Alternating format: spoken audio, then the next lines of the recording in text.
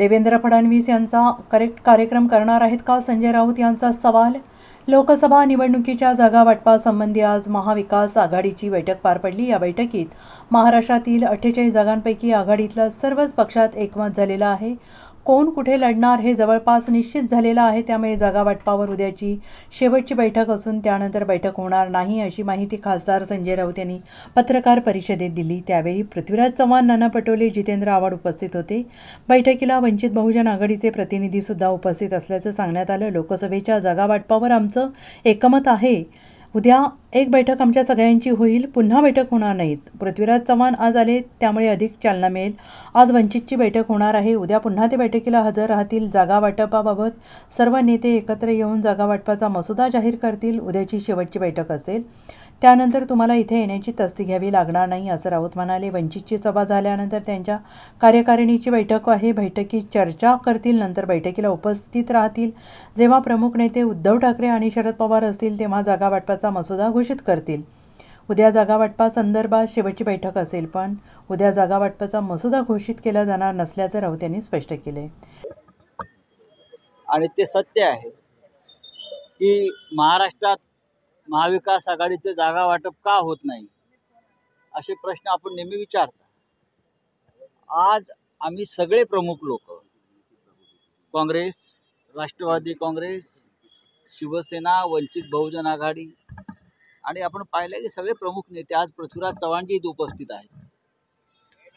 एक चव्हाण गेले, दुसरे चव्हाण बसले, त्यांची खुर्ची आपणच ठेवली होती आणि त्यांची खुर्ची राखीव आहे चव्हाणांची, कधीही परत येऊ शकतात। जयंतराव पाटील, बाळासाहेब थोरात, जितेंद्रजी आव्हाड, वर्षाताई गायकवाड आणि आमचं एकमत आहे, जवळजवळ 48 जागांवर कोणी कुठे लढायचं।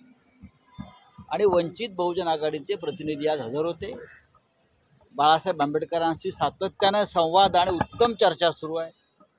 उद्या पुन्हा आम्ही बसतोय आणि उद्या नंतर कोणतीही बैठक पुन्हा होणार नाही, हेच मी सांगू शकतो। 48 पैकी किती जागांवर निर्णय झाला असं जवळजवळ आम्ही चौघे बसल्यावरती असं आमच्या लक्षात आलं की आमच्यामध्ये कोणती मतभेदच नाही आहे। सर, लोकसमोर आमच्यात मतभेदच नाही आहेत आणि प्रत्येक जागा जिंकायची हे सूत्र ठरलेलं आहे।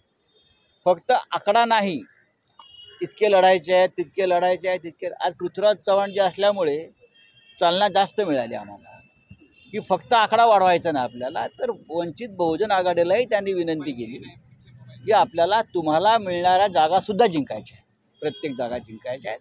आणि त्याच्यामुळे वंचितचे प्रतिनिधीसुद्धा अत्यंत समाधानाने आज मिटिंगमध्ये बसले आणि निघून गेले।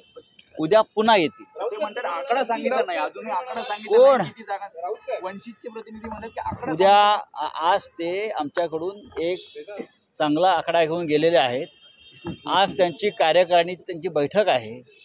आज सभा झाल्यावर पुण्यात सभा आहे बाळासाहेबांची, त्यानंतर त्यांची कार्यकारिणीची बैठक आहे, त्या बैठकीत ते चर्चा करतील आणि उद्या पुन्हा ते त्याच सुहास्य वदनानं आमच्या बैठकीला हजर राहतील आणि संध्याकाळपर्यंत आम्ही हा सगळा फैसला करू।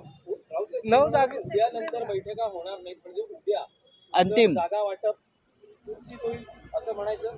जागा वाटप उद्या घोषित होणार नाही। जागा वाटपासाठी आपल्याला माननीय उद्धव ठाकरे, माननीय शरद पवार साहेब, हे सगळे प्रमुख नेते काँग्रेसचे हे एकत्र बसून जागा वाटपाचा मसुदा जाहीर करतील।